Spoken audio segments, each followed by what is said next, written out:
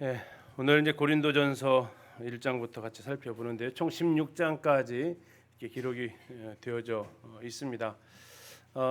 앞부분은 책망, 그리고 뒷부분은 질문에 대한 대답, 이런 형태로 되어져 있었죠. 6장까지가 책망에 대한 내용들이 있고요.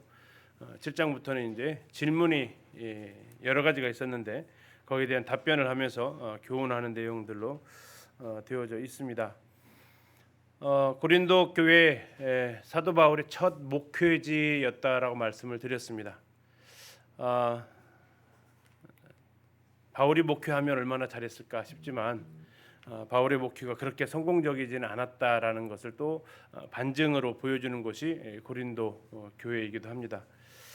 바울이 사도행전 18장에서 떠나고 싶은 마음을 갖게 만들었던 교회이기도 했고요.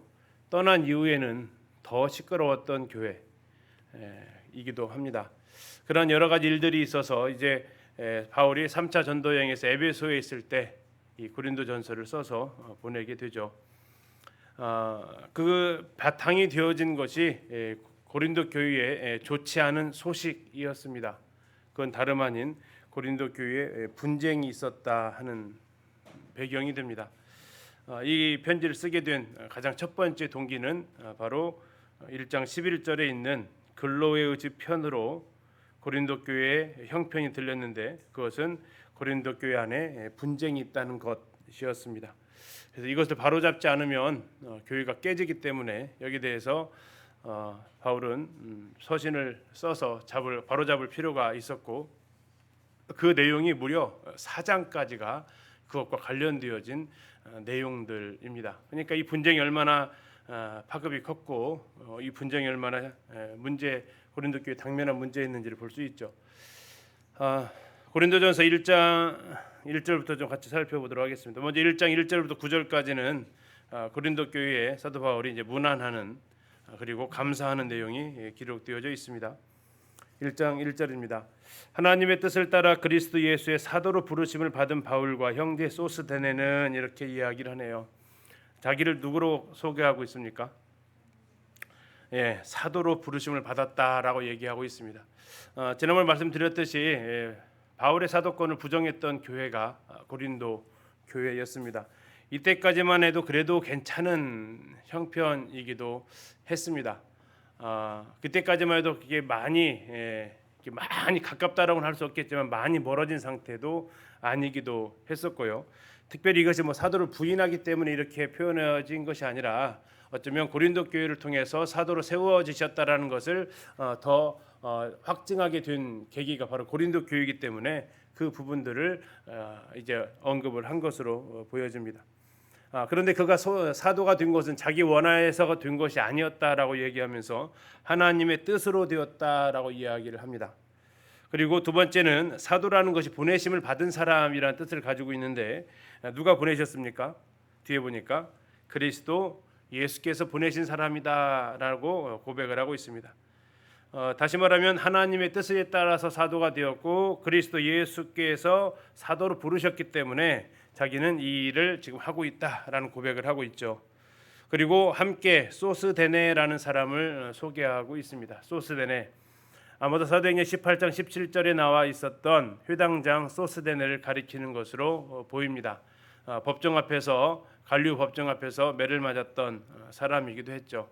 지금 그가 에베소에 먼저 와 있었던 것으로 보여집니다. 바울이 왔다고 해서 가 있는지 모르겠지만 아무튼 지금 바울과 함께 고린도 교회에 편지를 쓰는데 이 소스데네 이름이 등장하고 있죠. 다시 말하면 고린도 성도들이 잘 아는 사람, 그 사람을 지금 여러 바울과 함께 있었던 사람들이 있었지만 그 중에서 고린도 교회가 익숙한 소스데네를 같이 언급을 하고 있습니다. 2절을 보시면요, 고린도에 있는 하나님의 교회 이렇게 되어져 있습니다. 자, 그래서 이제 우리가 교회 이름을 쓸 때 지역을 붙이는 이유 중에 하나가 바로 이제 이와 같은 표현 때문에 그렇죠. 어디에 있는 교회라고요? 고린도에 있는 교회입니다. 고린도에 있는 교회. 우리는 어디에 있는 교회입니까? 전주에 있는 교회. 근데 이제 하나만 있는 게 아니라 여러 개가 있다 보니까 전주 기린도에 있는 교회다 해서 이렇게 이름을 붙이죠. 자, 고린도에 있는 교회, 우리가 이제 하나 더 기억할 것은 이때 당시 이렇게 예배당을 크게 이렇게 지어놓고 모이는 교회는 아니었을 것입니다. 시작하는 단계를 봐서도 이렇게 집을 빌려서 한다든지 좀 더 큰 집이 있으면 그곳에서 모이는 이런 형태의 집들이 있을 것입니다. 그래서 고린도에 하나의 교회만 있었느냐? 뭐 그것도 단정할 수는 없겠죠. 지금처럼 이렇게 큰 예배당을 보유하는 소유해서 모이는 곳은 아니었을 거니까요. 그것은 그 뒤에 있는 말을 통해서도 더 확인되어질 수 있기도 합니다. 자, 고린도에 있는 하나님의 교회. 자, 교회는 누구 소유입니까? 하나님의 소유입니다. 하나님의 교회, 이걸 따가지고 또 이제 이단들은 또 하나님의 교회라고 이렇게 하는 뭐 누구의 증인, 누구의 교회 이렇게 해가지고 성경을 가지고 어떻게 하는데 정말 그것이 하나님의 교회인지는 그 주인이 누구고 그 머리가 누구인지를 우리가 확인할 수 있게 되겠죠. 자, 그럼 하나님의 교회의 정의는 뭐냐? 하나님의 교회 곧 이렇게 되어져 있네요. 곧 그리스도 예수 안에서 첫 번째 뭡니까? 거룩하여졌다 이렇게 나와 있습니다. 거룩하여졌다. 거룩이 무슨 뜻이죠? 분리되어졌다라는 겁니다. 어디서요? 세상에서. 누구에게로요? 하나님께로. 그래서 세상으로부터 하나님께 구별되었다. 이 단어가 거룩이라는 것이죠. 그러다 보니까 죄와도 거리가 생겨져 버립니다. 하나님과 죄가 같이 할 수 없기 때문에. 그래서 거룩하다라는 것은 죄와도 역시 거리가 되어진 떨어진 사람, 하나님께 구별되어진 사람, 그리스도께 속한 사람, 이런 뜻이 바로 거룩하여졌다라는 겁니다. 뭐 죄를 안 짓는다 그런 의미가 아니라 하나님께 구별되어졌다라는 뜻을 가지고 있는 것이 거룩입니다. 두 번째로 어떠한 사람이라고 부르심을 받습니까? 성도라 부르심을 받습니다. 성도가 뭡니까? 거룩한 무리라는 뜻을 가지고 있죠. 그래서 하나님께 속한 사람들이 바로 성도고 그들이 바로 교회다라고 이야기를 하고 있죠. 자, 거룩하여지고 성도라 부르심을 받은 자들과 그다음 나오네. 또 각 처에서 우리의 주 곧 그들과 우리의 주 되신 예수 그리스도의 이름을 부르는 모든 자. 자, 교회가 뭐냐? 우리 주 예수 그리스도의 이름을 부르는 자들. 근데 어디에 있다고요? 각 처에 있다라고 이야기를 하고 있습니다. 그래서 고린도 교회의 편지를 쓰고 있지만 고린도 교회뿐만 아니라 각 처에 있는 모든 교회가 이 고린도전서의 또 수신 대상이기도 하다라는 것을 2절을 통해서 알 수가 있죠. 나중에 이제 이 너울과 관련되어져서 11장에서 이것은 고린도 교회에 한정되어졌던 문화였다라고 이렇게 피해가는 모습을 이렇게 보게 되는데 그렇지 않다라는 것이 11장에서도 나타나 있고 여기 처음 시작할 때부터 이 편지의 수신인이 고린도 교회 성도뿐만 아니라 각 처에서 예수 그리스도를 주로 부르는 모든 사람이 이 수신자에 해당이 된다라는 걸 다시 한번 우리가 확인할 수 있습니다. 3절입니다. 하나님 우리 아버지와 주 예수 그리스도로부터 뭐가 있습니까? 은혜와 평강. 순서가 바뀌면 안 된다겠죠.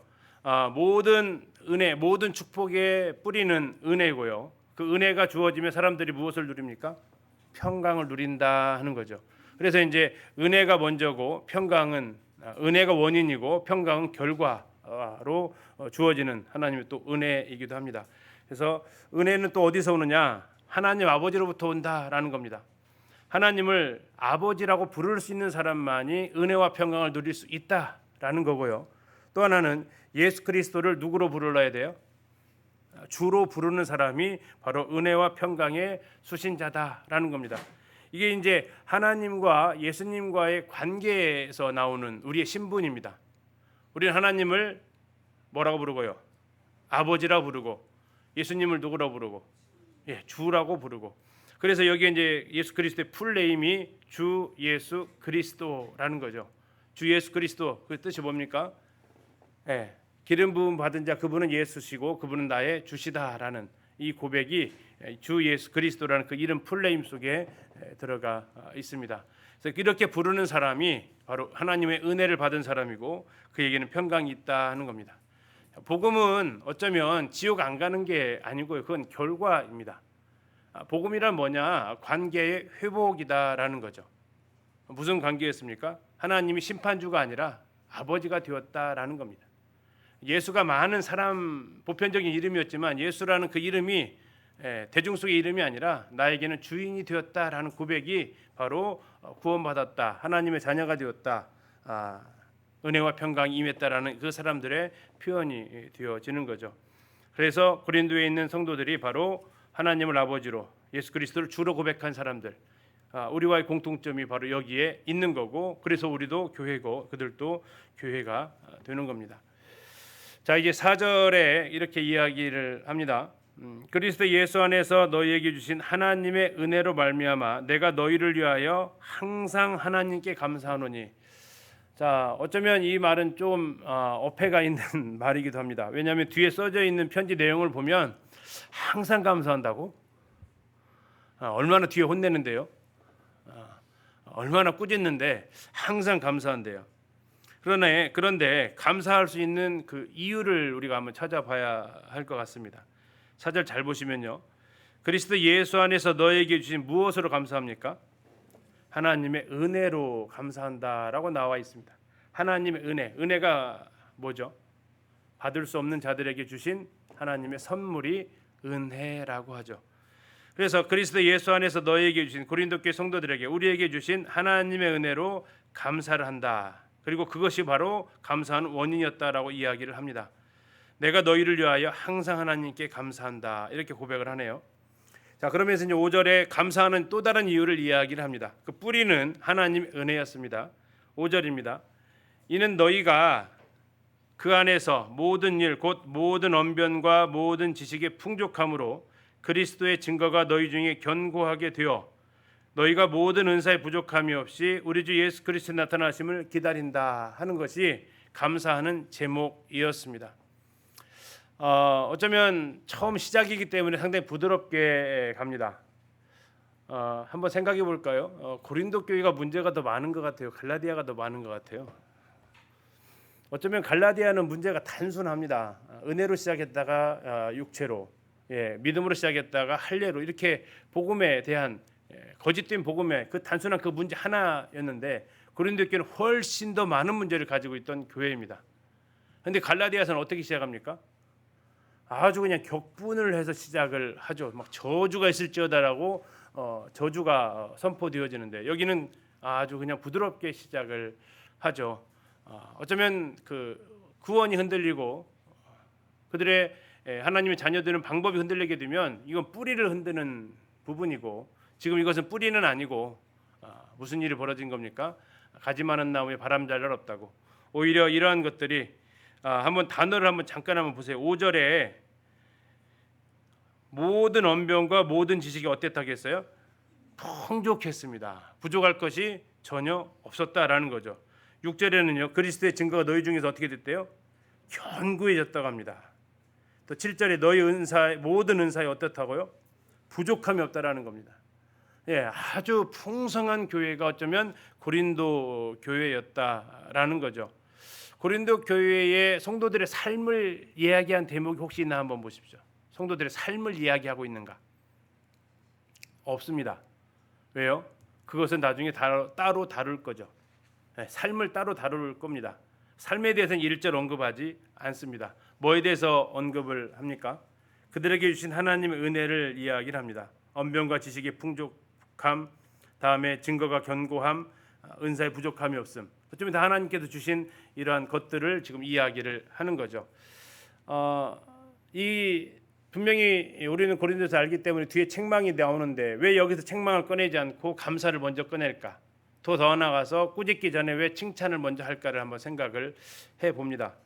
오늘 어떤 글을 봤냐면 밉게 보면 잡초 아닌 풀이 없고 곱게 보면 꽃 아닌 사람이 없다. 다시 한번 읽어드릴게요.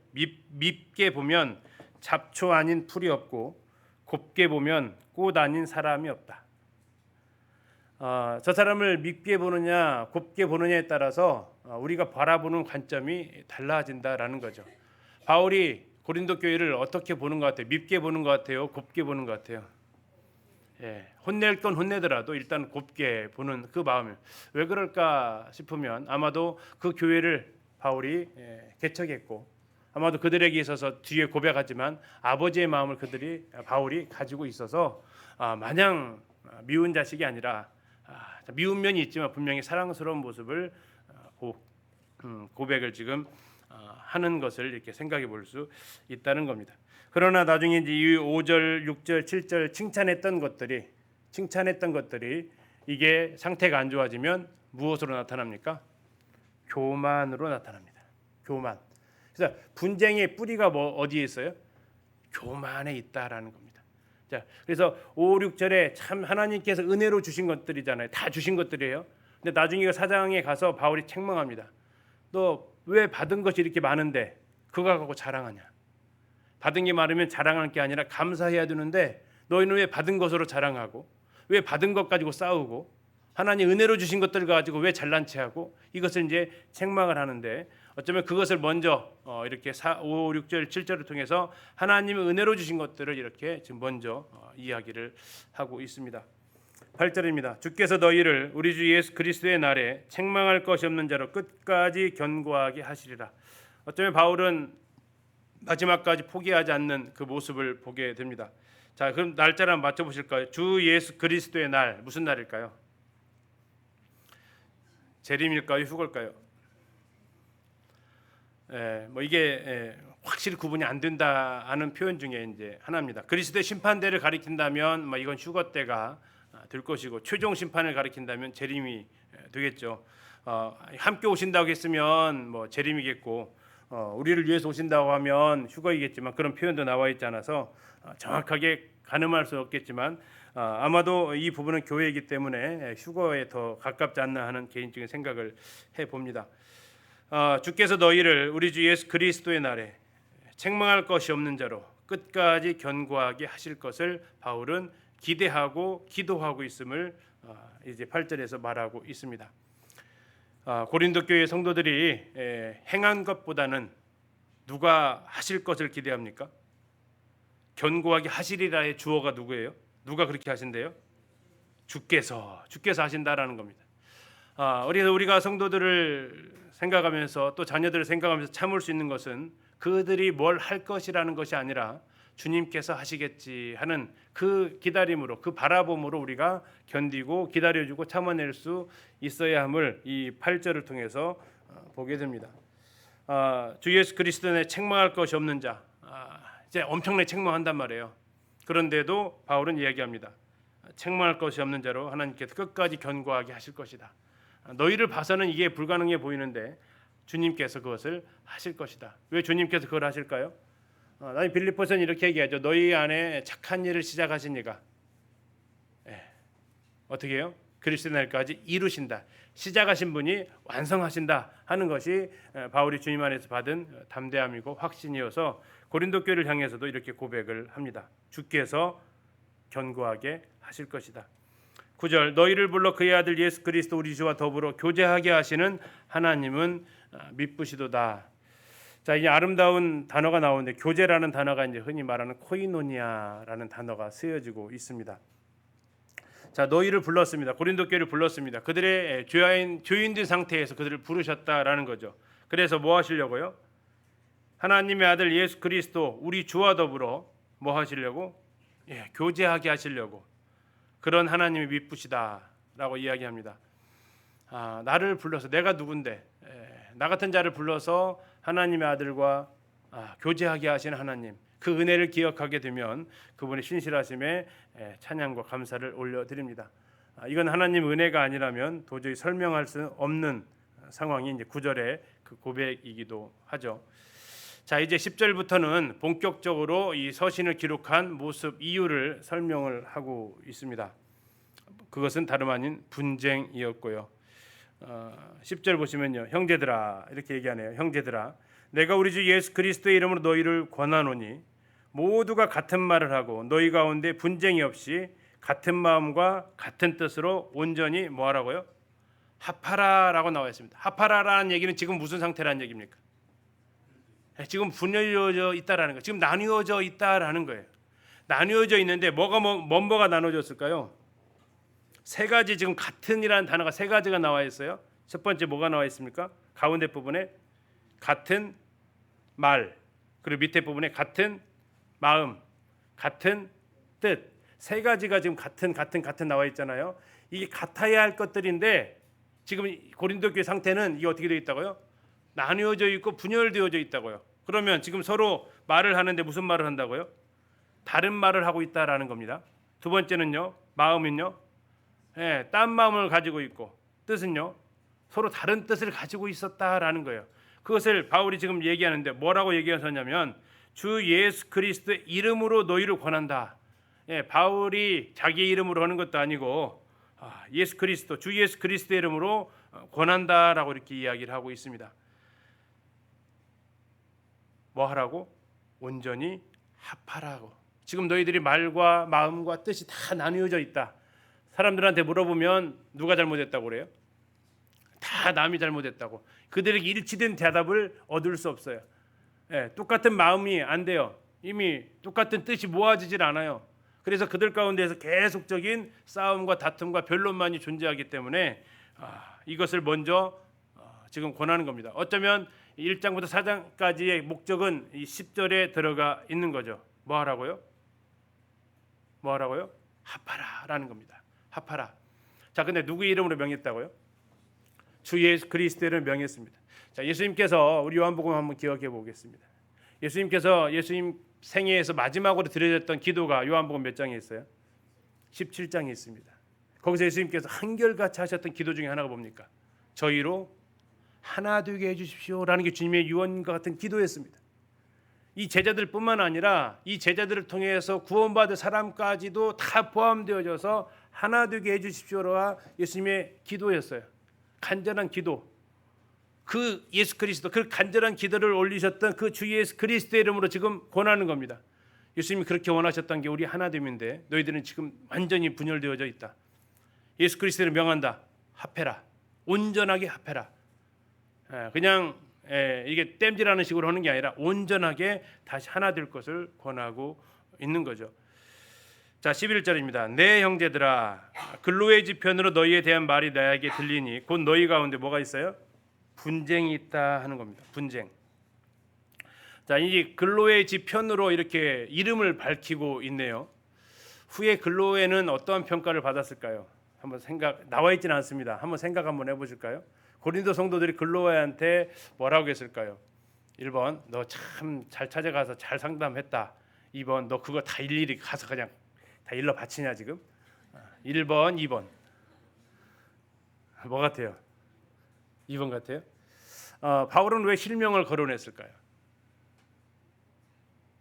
바울은 왜 또 실명을 거론하고 우리가 흔히 말 전할 때 뭐라고 그래요?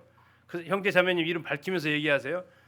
어떤 형제가 이렇게 얘기하는데 어떤 자매가 이렇게 얘기하는 데가 많이 하세요.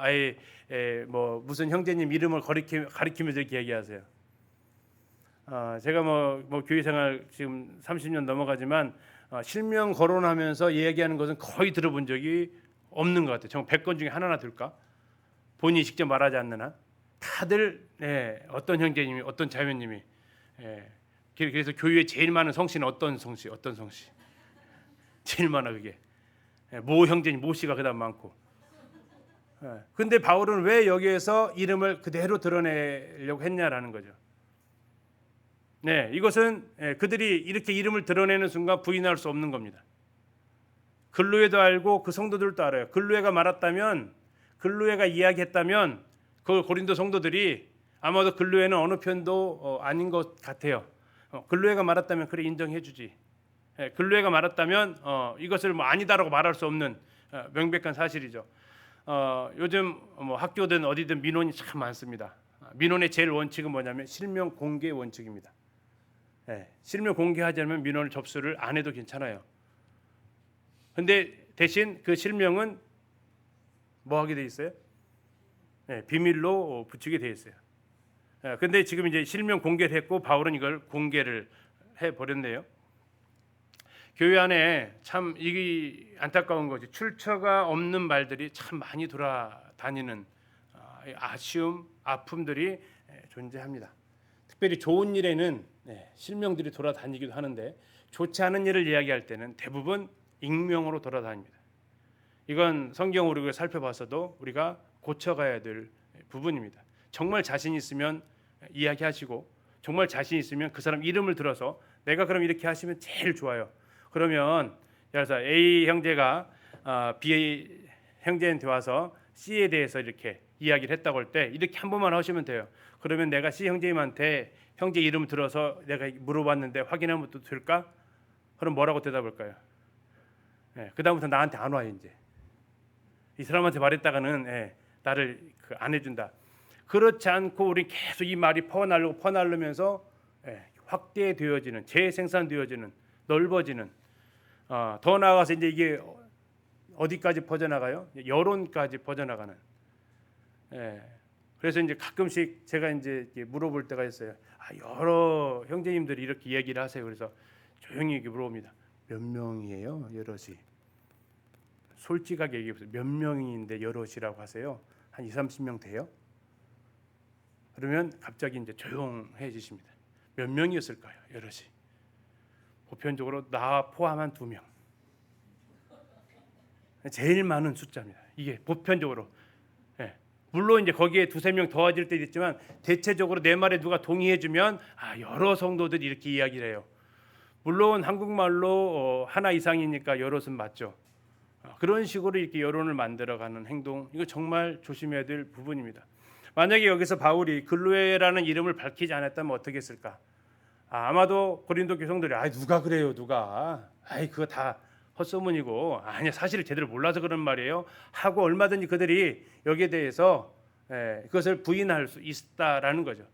그래서 그런지 몰라도 바울은 정확하게 글로에라는 이름을 밝힙니다. 추측성 이야기도 아니고 근거 불분명한 그런 말도 아니고 확실한 이 제보자 밝힘으로써 더 일이 확대되어지는 것을 막을 수 있는 이러한 형편이기도 하죠. 특별히 이 분쟁과 관련된 성도들과의 싸움과 관련되어진 성도들과의 다툼과 관련되어진 부분에서는 제발 실명을 밝히시고 하시면 좋겠습니다. 왜 밝히시라고 하냐면 밝히시면 안 하니까. 밝히라고 하면 거의 이야기를 못 하시니까. 그렇다면 안 하시는 게 훨씬 좋아요. 그리고 정말 이 글로에처럼 자기 이름을 밝히면서까지 글로에가 여기 이름 밝히는 것에 대해서 동의 안 했으면 쉽지 않았겠죠. 밝혀도 괜찮습니다. 하십시오. 그렇게 공개할 수 있으면 얼마든지 여기에 대해서 우리가 공적으로 다룰 수가 있겠죠. 그렇지 않으면 계속 그 안에서 이제 누구 말이 맞다, 누구 말이 옳다 하면서 끝없는 말들이 돌아다녀서 눈덩이처럼 이렇게 부풀려지는 이런 일들이 우리에겐 더 생길 확률이 많다라는 거죠. 왜냐하면 성도들이 더 많이 계시기 때문에 그렇습니다. 자, 그걸 적어도 부탁드리는 것은 적어도 내가 종착역이 되셨으면 좋겠습니다. 그런 말들이 퍼질 때 나까지 좋은 방법 아까 말씀드렸습니다. 어떻게 하면 된다고요? 형 자매님이 그렇게 했다고, 형제님이 그렇게 했다고, 내가 그분한테 내가 상의 한번 해보겠습니다 한다면 하라고 하시는 분은 거의 없을 거예요. 누군가는 막아줘야 돼. 누군가는 마침표를 찍어주셔야지. 계속 가게 되면 교회는 순간 어려워지고 그렇게 되면 교회 안에 분쟁이 생긴다 하는 겁니다. 그래서 글로에라는 이름을 우리가 여기서 들을 수 있고 아마도 자신의 말에 분명한 객관적인 사실 그리고 거기에 대해서 책임질 수 있는 사람이었기 때문에 글로에도 이렇게 자기의 이름이 기록되는 것을 허용을 한 것으로 우리가 생각할 수 있겠습니다. 12절입니다. 내가 이것을 말하거니와 너희가 각각 이르되 나는 바울에게, 나는 아볼로에게, 나는 게바에게, 나는 그리스도에게 속한 자라 한다는 것이니. 자, 몇 개의 파가 생겼습니까? 4개입니다. 4개. 자, 바울, 아볼로, 게바, 그리스도 각각 4개의 인물 중심으로 뽑혔습니다. 자, 성도님들은 누가 가장 좋으십니까? 그리스도 맞습니까? 왜 바울파라고 했을까요? 개척자잖아요. 개척자. 어디 가나 개척하게 되면 거기에 초기 멤버들, 부인으로 하면 조광지처에 해당되는 분들, 같이 어려운 시절을 다 겪어냈던 그분들이 계세요. 전우회로 아주 똘똘 뭉친 분들이 계세요. 그래서 바울파는 아마도 그런 이유, 처음 시작했을 때 바울이 같이 고생하면서 교회를 개척했던 멤버가 있을 겁니다. 두 번째, 아볼로는 왜 아볼로포였을까요? 아볼로는 바울이 떠난 다음에 고린도에서 초빙했던 사람이죠. 교사입니다. 말을 잘하고요. 언변이 훌륭합니다. 반면 바울도 말 못하는 건 아닙니다. 바울이 얼마나 말 잘하는데요. 아테네에서 그 말쟁이라고 소문났던 사람이 바울이었어요. 근데 더 잘하는 사람 나타나니까 갑자기 그냥 상대 비교가 된 거죠. 바울보다 더 잘했던 사람이 아볼로였고, 그는 상당히 지식적인 사람이었고, 특히 고린도에 잘 맞는 사람이었습니다. 헬라인들은 뭘 구한다고 합니까? 지식을 구해요. 근데 그 바로 아볼로가 그런 지식적인 배고픔을 잘 채워줬던 사람이 아볼로였습니다. 그래서 아볼로파가 생겼습니다. 세 번째 누굽니까? 게바, 베드로. 왜 베드로파가 생겼을까요? 고린도 교회 9장을 가서 보면 베드로가 여기를 지나간 것으로 보입니다. 그런데 이들이 압니다. 바울과 아볼로는 예수님의 친제자가 아니라는 사실을. 그 중에 누가 예수님의 12제자 들어가요? 그럼 뭐죠 이게? 직통제자죠. 이게 이 베드로, 그래도 레벨상 이 베드로가 더 우위죠. 이들이 봤을 때. 그는 예수님의 흔히 말하는 수제자에 해당되는 그런 정도의 제자였고, 적통이잖아요, 적통. 그러면서 그들에게 있어서는 베드로가 제일 가는 제자에 인정되어지는 모습이죠. 그러면 마지막에 그리스도는요. 어쩌면 이들에게 있어서 왜 교회가 사람을 추종해? 그리스도에게 속해야지. 가장 어쩌면 잘한 분별일 수도 있겠습니다만, 이들이 조심해야 될 건 뭡니까? 나머지는 그리스도께 안 속했습니까? 나머지는 그리스도께 안 속했냐 이거죠.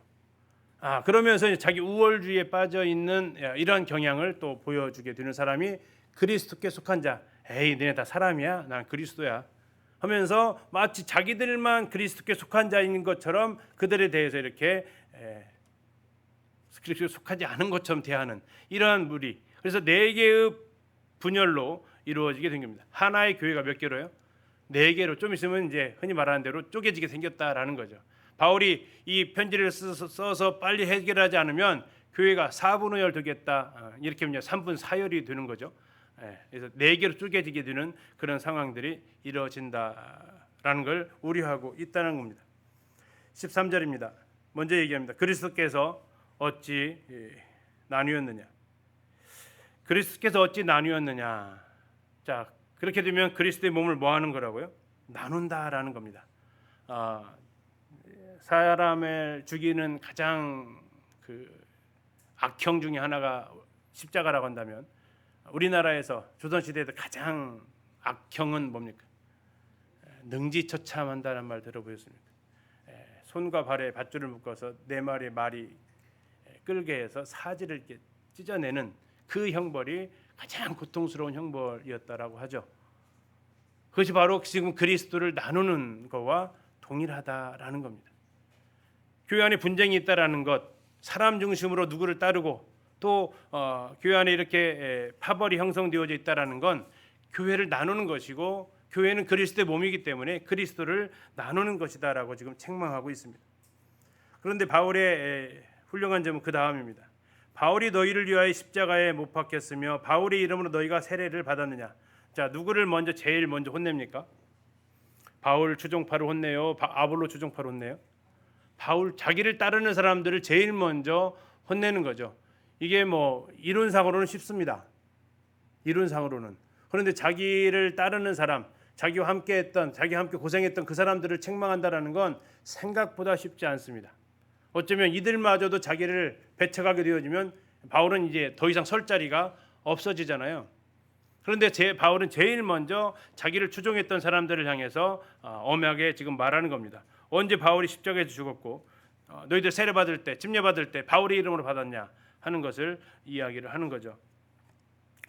자, 이것을 따져봤을 때, 13절을 따져봤을 때 그들이 분파가 되어졌던 하나의 원인이 뭐냐? 침례에 있었다라는 겁니다. 누구로부터 침례를 받았냐 하는 것이 그들에게 있어서 이 분파를 나누게 되어지는 또 하나의 원인이었던 것으로 보여집니다. 어쩌면 그들에게 있을 때, 아볼로가 사역했을 때 복음을 듣고 구원받았던 사람은 아볼로에 의해서 침례를 받았을 것이고, 베드로가 방문했을 때 복음 들었던 사람들은 또 베드로에게 침례를 받았을 수도 있어요. 그래서 누구로부터 침례를 받았느냐가 그들이 이제 누구의 추종자가 되었느냐로 결정되어지는 것을 원인을 제공한 것 같습니다. 그래서 지금 14절에 바울이 얘기합니다. 나는 누구한테 침례를 줬다고요? 그리스도와 가이오 외에는 너희 중 아무에게도 내가 세례를 베풀지 아니한 것을 감사한다. 사실은 그렇지 않습니다. 바울이 지금 생각이 안 났을 뿐이에요. 16절로 가보십시오. 쓰다가 갑자기 생각났습니다. 누구도 있었다. 스데반에도 있었다. 스데반에도 있었다. 자, 14절에서 분명히 그리스도와 가이오에만 세례를 준 줄 알았더니 아마 소스테나가 옆에서 톡 찔른 것 같아요. 누구도 줬잖아요. 누구요? 네. 스데반의 집 사람한테도 주셨잖아요. 하면서 톡 얘기한 것 같아요. 그렇지. 스데반의 집 사람에게도 세례를 베풀었다. 그리고 한 번 더 물어봤겠죠. 진짜 없지. 저도 기억 안 나요. 오케이. 그러면 더 이상 내가 이 사람인들 외에는 침례를 준 기억 자체가 나에겐 없다 하는 것이죠. 다시 말하면 누구의 이름으로 침례를 받았느냐가 그렇게 중요한 문제냐. 근데 그들에게 있어서는 상당히 중요한 문제였다라는 겁니다. 그러나 바울은 여기에 대해서 이것은 그렇지 않다라고 지금 다시 한번 이야기를 하고 있죠. 17절입니다. 그리스도께서 나를 보내심은 세례를 침례를 베풀게 하려 하심이 아니요 오직 복음을 전하게 하려 하심이로되 말의 지혜로 하지 아니함은 그리스도의 십자가가 헛되지 않게 하려 함이다. 자, 침례 주러 온 게 아니다. 뭐 하러 왔다고요? 복음 전하러 왔다라고 이야기합니다. 근데 복음을 어떻게 전했냐? 17절로 보니 복음을 어떻게 전했대요? 말의 지혜로는 전하지 않았다라는 겁니다. 자, 두 번째 분쟁의 원인. 자, 1차 원인은 침례 준 누구에게 침례 받았냐 하는 겁니다. 내일 모레 침례가 있을 텐데 누가 그 침수탕에 들어가냐 별로 안 중요합니다. 바울처럼 저도 누구한테 침례 줬는데 기억 자체가 안 나요. 이거 안 중요한 문제인데 받으신 분들은 기억을 해요. 이게 놀라운 것은 그렇죠. 나 누구를 통해서 침례 받았다. 누가 내 침례 집례했다. 근데 그거 전혀 중요하지 않다라는 겁니다. 바울은 얘기합니다. 내가 침례 주러 온 것이 아니고 복음 전하러 왔다. 근데 복음 전하는데 뭐 하려고 왔다? 십자가의 복음을 전하려고 왔다. 근데 십자가의 복음이 자칫 영향을 받을 수 있다. 무엇 때문에? 말의 지혜 때문에. 자, 분쟁의 두 번째 원인은 바로 이 말의 지혜에 있었다라는 반증입니다.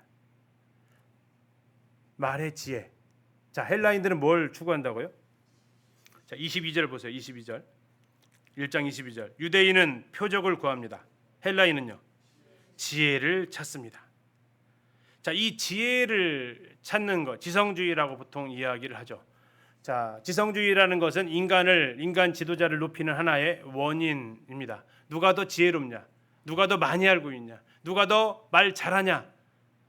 누가 더 표현을 잘하냐 하는 것이 이제 그 안에서 사람을 따라서 모이게 만든 하나의 원인이었다라는 거죠. 근데 그렇게 모일 경우에 무슨 일이 벌어지냐면 그리스도의 십자가가 이제 그들의 가운데 역사하지 못하는 일들이 벌어진다 하는 겁니다. 자, 이제 1차 원인은 침례였고 2차 원인은 지혜의 말이었다라는 겁니다. 그래서 1장 18절부터 이제 사도 바울은 침례는 아주 간단하게 정리를 합니다. 근데 이 지혜는요 상당히 길게 이야기를 합니다.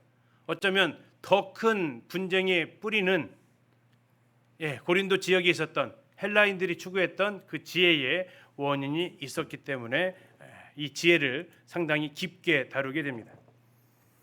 자, 이제 18절부터가 바로 그 지혜를 다루는 사도 바울의 모습을 보게 되는데요. 18절입니다. 십자가의 도가 멸망하는 자들에게는 미련한 것이요 구원을 받는 우리에게는 하나님의 능력이다. 자, 지금 무엇을 비교하셔야 되냐면 말의 지혜와 십자가를 비교를 해 가셔야 됩니다. 17절에 지금 바울이 이 두 단어를 동시에 던졌습니다. 말의 지혜와 뭐를요? 그리스도의 십자가. 말의 지혜와 그리스도의 십자가. 왜냐하면 지금 유대인들은 여기에 별로 없어요. 헬라인들, 이방인들 훨씬 많기 때문에 이스라엘 땅도 아니고 그래서 유대인은 잠깐 언급합니다. 유대인 아까 22절에서 표적을 구하는 사람, 물론 그 가운데서 회당이 있었기 때문에 유대인들도 있었습니다. 없진 않아요.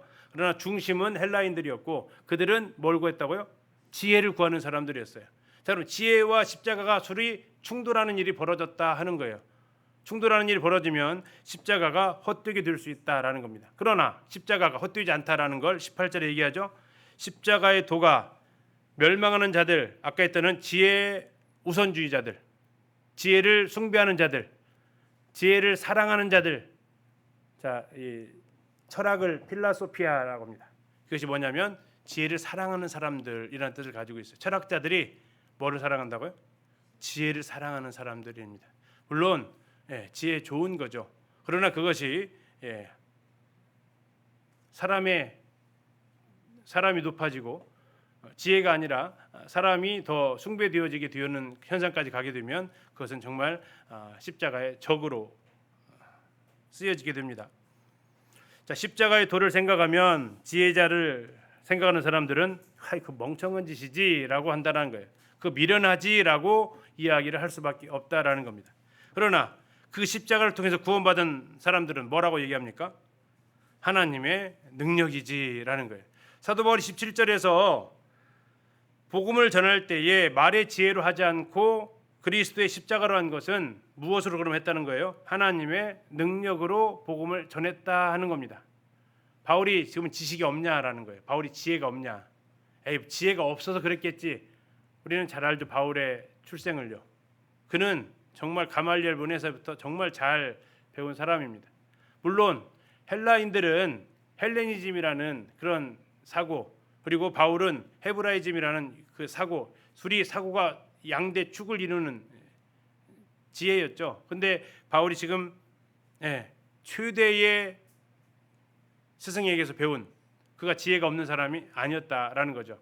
근데 나중에 그가 고백하는 거 물론 이보다 더 이후에 쓰여진 서신이지만 빌립보서에서 그걸 다 뭘로 여겼다고 얘기하고 있습니까? 쓰레기로 여겼다라고 이야기를 하고 있죠. 아무것도 아니다라고 이야기하고 있는 겁니다. 자, 십자가의 도가 멸망하는 자들에게 미련하게 보이지만 세상 미련한 것이 지혜자 입장에서는 십자가입니다.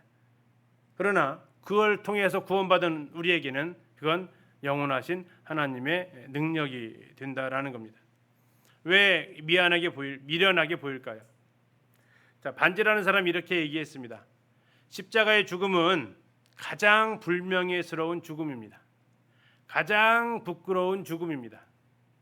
가장 극형에 처한 사형 방법이었죠. 완전히 벌거벗겨서 부끄러움을 당하게 하는 그 십자가의 죽음은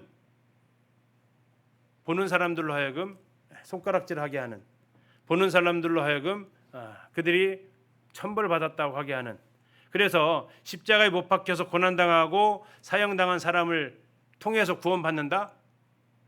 그들에게 있어서 헬라인들에게서는 논리적으로 전혀 안 맞는 이야기예요. 아니 그렇게 악행자가 그렇게 자기도 못 구하는 자가 남을 구한다? 이건 그들의 논리적인 사고에 의해서면 성립이 안 되는 논리 구조다라는 겁니다. 그래서 뭘로 보인다고요? 미련하게 보인다라는 겁니다. 그래서 이 세상에서는 어쩌면 십자가를 바라보는 관점에서 두 부류로 나뉘어지게 됩니다. 십자가를 바라볼 때 뭘로 보는 사람과 미련하게 보는 사람과, 십자가를 바라볼 때 무엇으로 보는 사람이, 하나님의 능력으로 보는 사람이 나눠지는 거죠. 세상에 남자와 여자가 있듯이 세상이 바로 십자가를 미련한 것으로 보는 사람이 있고 십자가를 하나님의 능력으로 보는 사람이 있다 하는 거죠. 우리 성도님들은 십자가가 뭡니까? 하나님의 능력이죠. 이건 구원을 받았기 때문에 우리가 고백할 수 있는 거지, 구원 안 받은 사람은 이런 고백도 미련하게 보인다 하는 거죠. 19절입니다. 기록된 바 내가 지혜 있는 자들의 지혜를 멸하고 총명한 자들의 총명을 패하리라 하셨다. 이게 이제 이사야서 29장 14절 말씀을 인용한 겁니다. 이사야서 29장 14절에서 그러므로 내가 이 백성 중에 기이한 일, 곧 기이하고 가장 기이한 일을 다시 행하리니 그들 중에서 지혜자의 지혜가 없어지고 명철자의 총명이 가려지리라. 이렇게 나와 있습니다. 이 이사야서 29장 14절은요. 사네립에게 협박당할 때 이 유다가 애굽과의 동맹을 밑에 그 북이스라엘이 애굽과의 동맹을 추진하려고 합니다. 이스라엘이 거기에 대해서 이제 하나님께서 비난하시는 겁니다. 그들에게 있어서 지혜는 뭡니까? 아수르와의 침략을 대비할 수 있는 길은 애굽과의 동맹이었습니다. 그러나 하나님께서 제시하신 방법은 뭡니까? 하나님의 이름을 부르라는 거였어요. 이사야서 7장에 나와 있는 아하스 왕에 대해서 나올 때 그걸 얘기합니다. 이사야가 아하스한테 와서 이렇게 얘기하죠. 제발 좀 기도 좀 해봐. 기적을 안 하려면 표적을 보여달라고 기도해봐. 그럼 하나님 표적 보여주신대. 그랬더니 아하스가 뭐라고 그래요? 나 그렇게 안 해. 나 하나님한테 표적 구해달라고 안 해. 마치 막 믿음 있는 사람의 고백처럼 하지만 전혀 나 하나님을 의지할 마음이 전혀 없다라는 고백이에요. 그랬더니 이사야를 통해 하나님께서 말씀하신 거죠. 처녀가 아들을 낳을 거야. 그리고 그 이름을 임마누엘 할 거야. 이런 예언이 이제 나중에 이어지게 됩니다. 하나님께서는 사네립을 아수를 통해서 쳐들어왔을 때 하나님 의지하라고 말씀하시는데 아하스 입장에서는 하나님 의지하느니 내가 애굽 의지하고 다른 나라 의지하고 이런 일을 하겠다는 거죠. 이것이 바로 그들에게 있어서는 지혜죠. 그들에게 있어서는 하나님 의지하지 않는 것이 그들은 더 살 길로 보았지만 하나님 이것을 어리석다라고 지금 말씀을 하시는 겁니다. 20절입니다. 지혜 있는 자가 어디 있느냐, 선비가 어디 있느냐, 이 세대의 변론가가 어디 있느냐. 하나님께서 이 세상의 지혜를 밀어내게 하신 것이 아니냐. 자, 지금 이 지혜를 계속 공격하고 있다라고 했습니다. 지혜가 왜요? 십자가를 제대로 알지 못하게 하기 때문에. 자, 20절 했을 때 하나님께서 이 세상의 지혜를 뭐하게 하셨어요? 미련하게 하셨다라는 겁니다. 그래서 하나님의 방법이 미련하게 보이게 그들은 생각을 하는 거죠. 뭐 눈에는 뭐가 보이니까 하는 거죠. 그래서 그들은 자기들의 이 미련한 지혜를 보니까 하나님께서 하시는 그 일들이 미련하게 보였던 것 같습니다. 21절입니다. 하나님의 지혜에 있어서는 이 세상이 자기 지혜로 하나님을 알지 못하므로 하나님께서 전도에 미련한 것으로 믿는 자들을 구원하시기를 기뻐하셨다. 하나님께서 우리에게 구원의 방법으로 제시하신 것이 사람들이 보기에는 참 미련해 보인다라는 겁니다. 그러나 그것이 바로 하나님께서 믿는 자들을 구원하는 방법이셨다라고 이야기를 합니다. 그 이유는 뭐냐면 그 지혜가 자신들이 알고 있는 지혜가 아무것도 아니다라는 것들을 드러내시기 위함이었습니다. 22절에 유대인은 표적을 구하고 헬라인은 지혜를 찾으나 23절입니다. 같이 한번 읽어보실까요? 시작. 우리는 십자가에 못 박힌 그리스도를 전하니 유대인에게는 거리끼는 것이요 이방인에게는 미련한 것이되 오직 부르심을 받은 자들에게는 유대인이나 헬라인이나 그리스도는 하나님의 능력이요 하나님의 지혜니라. 이게 이제 하나님께서 하나님의 지혜로 사람들이 봤을 때는 전도에 미련한 것으로 구원을 하시는 방법을 이야기를 하고 있습니다. 유대인들은 표적을 구했습니다. 그래서 그들은 기적을 보여주면 믿겠다라고 예수님한테도 당돌하게 얘기했죠. 그때 예수님께서 하셨던 말씀 무슨 표적을 보여주겠대요? 요나의 표적밖에는 보여줄 표적이 없대요. 죽으시고 부활하시는 것밖에는. 그래서 그들은 그러려면 우리는 안 믿어 했던 거죠. 왜요? 그 메시아가 왜 죽어? 우리를 살려야지. 그래서 그들은 이 십자가는 마음에 거리끼는 것이었습니다. 불편한 것이었어요. 헬라인들은 뭐를 찾았어요? 지혜를 찾았습니다. 설득되면 믿겠다라는 겁니다. 논리적으로 나한테 설명 좀 해봐라라고 얘기하죠. 근데 너희들이 말하는 그 십자가는 실패한 거 아니냐, 죽었잖아, 실패한 거 아니냐 하면서 이건 실패한 죽음이지 우리를 살릴 수 있는 복음이 아니다라고 그들은 십자가를 밀어내버렸습니다. 그러나 23절 우리는 십자가에 못 박힌 그리스도를 전하는데 이것은 24절에서 하나님의 능력이요 하나님의 지혜가 오직 십자가다라는 겁니다. 지금도 우리는 이 십자가의 복음을, 이 피의 복음을 담대히 전할 책임이 있고 그럴 능력이 하나님께로부터 나타나는 거죠. 어쩌면 전도는 설득이 아닙니다. 물론 일명 필요한 부분도 있습니다. 정말 찾고자 하는 사람에게, 정말 궁금한 사람에게는 이것이 하나의 변증으로서 도움이 되기도 합니다. 그러나 애초 믿을 마음이 없고 애초 계속 변론하려고 했던 사람한테는 아무리 논리적으로 과학적으로 역사적으로 증명을 한다 해도 그들은 전혀 믿을 마음이 없죠. 그들에게는 아무리 얘기해도 미련하게 보이는 거죠. 그래서 전도는 설득이 아니다라는 거죠. 전도는 십자가를 통한 하나님의 능력이 발현되는 것이고 지혜 있다라고 생각한 사람한테 아무리 복음의 능력으로 논리적으로 설득해도 그들에게는 통하지 않는 겁니다. 왜냐하면 아까 나와 있는 대로 세상에는 미련한 자와 구원 얻는 자 두 무리가 있기 때문이죠. 우리는 십자가에 못 박힌 그리스도를 전한다라는 것이 어제나 오늘이나 또 앞으로도 우리가 계속해서 해야 될 복음의 핵심입니다. 25절입니다. 하나님의 어리석음이 사람보다 지혜롭고 하나님의 약하심이 사람보다 강하니라. 아멘입니다.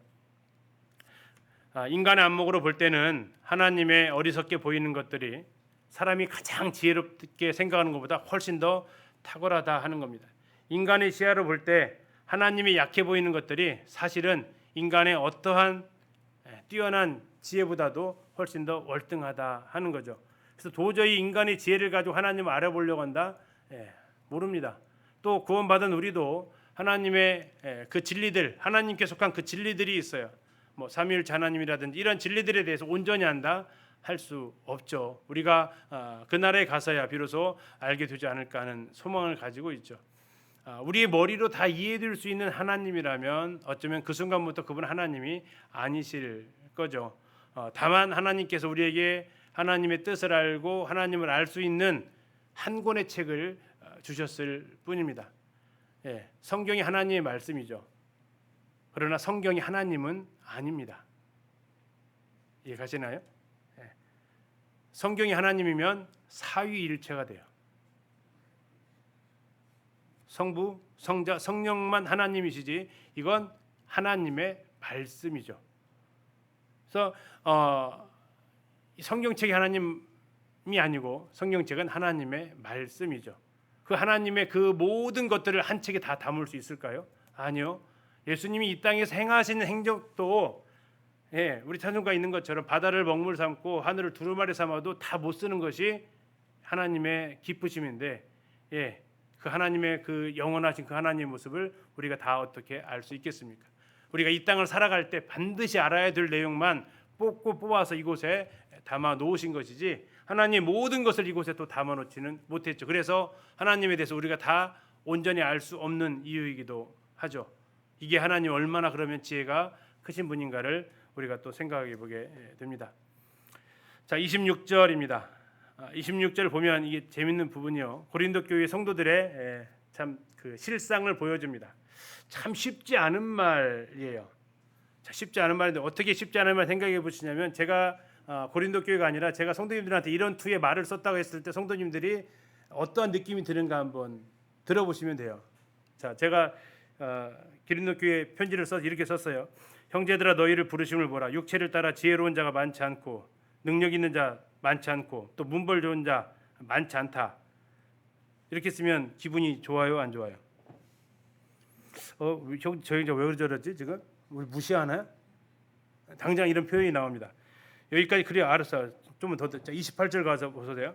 하나님께서 세상에 천한 것들과 멸시받는 것들과 없는 것들을 택하셨다. 누구에게? 천한 것, 멸시받는 것, 없는 것 누구예요? 나. 제가 이렇게 썼으면 어떻게 기분 좋으시겠어요? 아니면은 교만하네 하실 것 같으세요? 당장 교만하네 안 나오시겠습니까? 근데 바울이 지금 그렇게 썼다고요. 왜요? 지금 너희들의 이 상태가 이런데 그러면서도 지금 이 사람들 뭘 찾고 있다고요? 지혜를 찾고 있다고요. 지혜? 그러면 너희들이 그 지혜라면 그 지혜 가지고 사람들이 말하는 그 철학 가지고 너희들이 구원 받는다고? 야, 너희들 실상을 지금 너무 모르는 거 아니냐? 그 지혜를 가지고 구원 받았다면 너희가 구원 받았을 것 같아? 하는 아주 적나라한 지적입니다. 제발 너희의 부르심을 좀 보라라는 거죠. 고린도 교회 성도들이 주로 직업군이 뭐라고 그랬어요? 짐 내리고 짐 배에다 싣고 짐 끌고 와서 저 바다에서 바다 끝까지 날라주고 이런 일들 주로 이제 노동하는 사람들 이런 사람들이 상당수였다라는 거죠. 물론 일부 부유한 사람들 일부 지식인층도 있었지만 대다수의 구성원이 그러지 않았다라는 겁니다. 자, 26절 다시 보시면 육체를 따라 뭐가 많지 않다고요? 지혜로운 자가 많지 않다. 다음에 뭐도 많잖아요. 능력 있는 자도 많지 않다. 또요. 문벌 좋은 자도 배운 사람도 별로 많지 않다. 이거 사실이지 않냐? 누구보다 잘하냐면 바울보다 잘할 사람이 없죠. 바울이 복음 전하고 했으니까. 그러나 하나님께서 세상에 미련한 것들을 택하사 이게 누굽니까? 26절에 있는 형제들이에요. 지혜 있는 자들은 누굽니까? 복음을 계속해서 거부하는 사람들이고요. 지혜 있는 자들을 부끄럽게 하려 하시고 세상에 약한 것들 누구예요? 26절에 있는 성도들이에요. 강한 것들을 부끄럽게 하려 하시며 누구예요? 멸망할 자들, 미련한 자, 구원 안 받은 사람들을 이야기하죠. 28절 하나님께서 천한 것들, 고린도 성도들, 우리들 멸시받는 것들, 없는 것들을 택하사 있는 것들, 하나님 없이 자신들의 지혜로 구원 얻으려는 그런 사람들 이야기를 하는 겁니다. 왜 이렇게 하나님 하셨냐? 29절입니다. 이는 아무 육체도 하나님 앞에서 뭐 하지 못하게 하려고요? 자랑하지 못하게 하려고 했다라는 겁니다. 고린도 성도들 상류층 사람 아니었습니다. 그들은 정말 철학자도 아니었어요. 어쩌면 그 자격지심 때문에 그랬을까요? 그들은 철학을 이렇게 자꾸 숭배하는 그런 모습을 보여줍니다. 그러나 그런 철학 논리로 구원을 받는다면 그들 중에는 구원받을 사람이 없다라는 겁니다. 그러면서 묻는 거죠. 그런데 왜 그렇게 지혜를 찾지? 그런데 왜 십자가보다 너희들에겐 지혜가 더 중요하지? 그런데 왜 십자가에 못 박히신 그리스도보다 사람들이 그렇게 중요하지? 바울과 아볼로와 게바, 왜 그들이 그렇게 지혜 있는 말로 했다고 해서, 논리적인 말로 했다고 해서 왜 그들이 그리스도보다 더 너희들에게 영향력을 끼치는 거지? 라고 지금 바울이 묻는 거죠. 하나님은 여리고 성벽 어떻게 무너뜨리십니까? 지혜 있게 무너뜨리셨습니까? 그 상상 이해가 가십니까?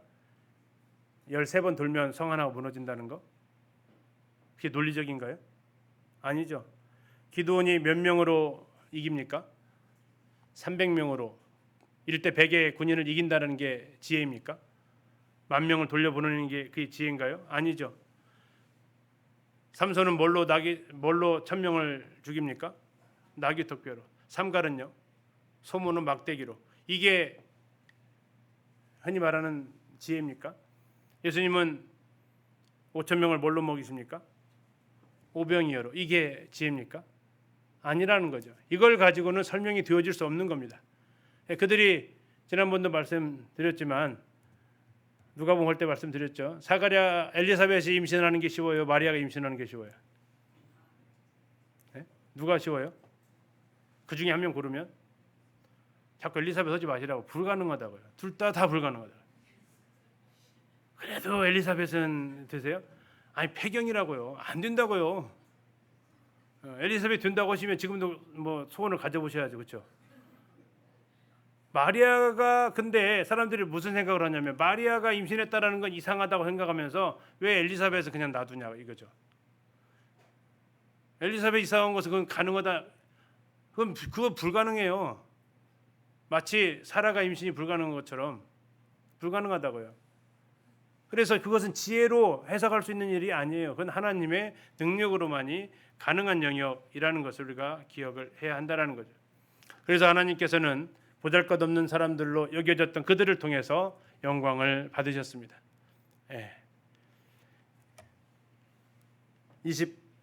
30절입니다. 너희는 하나님으로부터 나와서 그리스도 예수 안에 있고 예수는 하나님으로부터 나와서 우리에게 지혜와 의로움과 거룩함과 구원함이 되셨으니 이렇게 나와 있습니다. 자, 너희는 하나님으로부터 나와서 그리스도 예수 안에 있다 이렇게 나와 있네요. 이 무슨 뜻 같으세요? 우리는 어디서 나왔다고요? 하나님께로부터 나왔습니다. 그리고 그리스도 예수 안에 와 있습니다. 우리는 하나님을 아버지라 부른다고 했죠. 예수님은요 하나님께로부터 오셔서 하나님께로부터 나오셔서 우리에게 네 가지를 얘기합니다. 첫 번째는 뭡니까? 지혜가 되셨습니다. 주님께서 이 땅을 살아가실 때 그분의 말씀을 통해서 그분의 삶을 통해서 그분은 하나님의 지혜임을 우리는 압니다. 두 번째 뭐가 되셨습니까? 의로움이 되셨습니다. 그분은 십자가의 죽으심과 부활을 통해서 우리를 온전히 의롭다 하셨습니다. 오직 믿음을 통해서 이신칭의라고 하죠. 세 번째는 뭐가 되셨습니까? 거룩함이 되셨습니다. 이제 주님이 승천하셨고 오순절에 누가 오셔요? 성령께서 오십니다. 그래서 우리는 이제 그분의 인도로 거룩함을 얻게 됩니다. 우리의 신분이 거룩해졌고 성령은 이제 우리를 통해서 그 우리의 삶도 거룩해지게 인도하시는 그 모습을 보이십니다. 그리고 마지막 우리가 종착적인 갈 곳은 구원함입니다. 이건 뭐 우리가 영혼 구원을 말하는 게 아니고 우리의 완전한 구원을 이야기하고 있습니다. 주님께서 다시 오실 때 우리는 그분과 함께 하나님 나라에서 영원히 함께 살 것을 말해주고 있죠.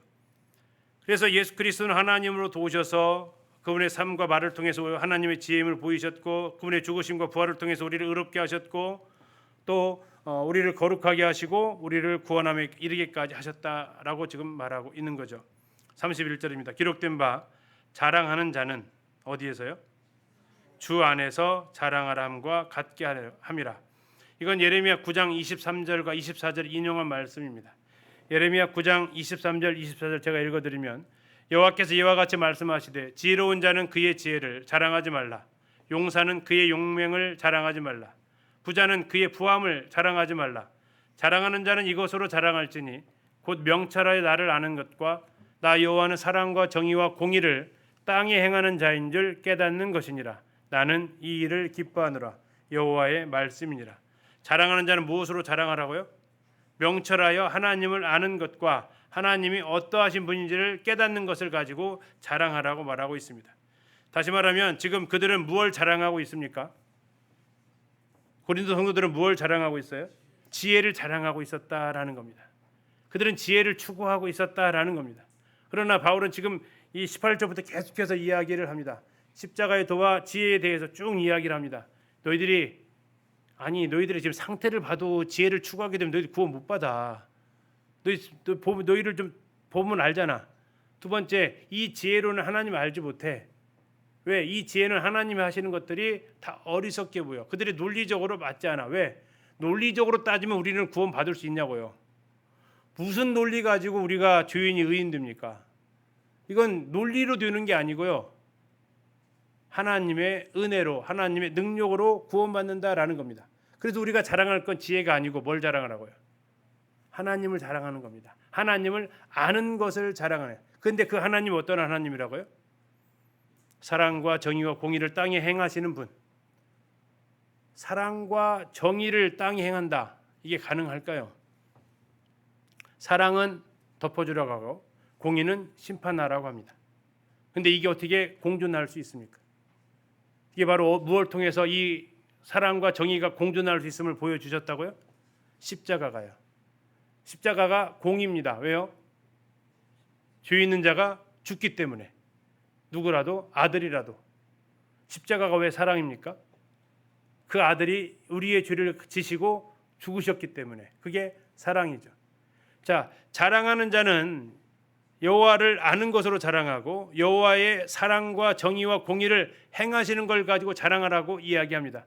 이건요, 지혜가 아니에요. 상식이 아니고 논리가 아니고 이걸 가지고는 구원을 받을 수 없기 때문에 하나님은 사람들이 가장 미련하게 생각한다고 하는 그 십자가 가지고 우리를 구원하셨고, 그걸 믿는 자들에게 영생을 주시고 하나님 자녀 주시는 것을 기뻐하신다고. 그럼에도 불구하고 지혜를 가지고서는 도저히 구원받지도 못할 너희들이 왜 지혜 따지고 그 지혜 때문에 사람 추종하고 있고 하는 것을 지금 바울이 책망하고 있는 거죠. 그래서 하나님의 능력, 하나님의 지혜, 이것이 바로 십자가를 통해서 나타났고, 그래서 바울은 오직 이 십자가를 전한다. 22절에 있는 대로 우리는 십자가에 못 박힌 그리스도를 전한다. 너희들이 불편해도 이거밖에 방법이 없으니까. 그래서 지금 제발 부탁하는데 육체 자랑하지 마라. 제발 부탁하는데 뭘 자랑하라고요? 주님 아는 거, 그리고 그 주님이 사랑과 정의를 행하시는 그분을 아는 거, 그걸 자랑하라고 권면하고 있습니다. 10분 쉬었다가 15분에 2장 같이 살펴보도록 하겠습니다.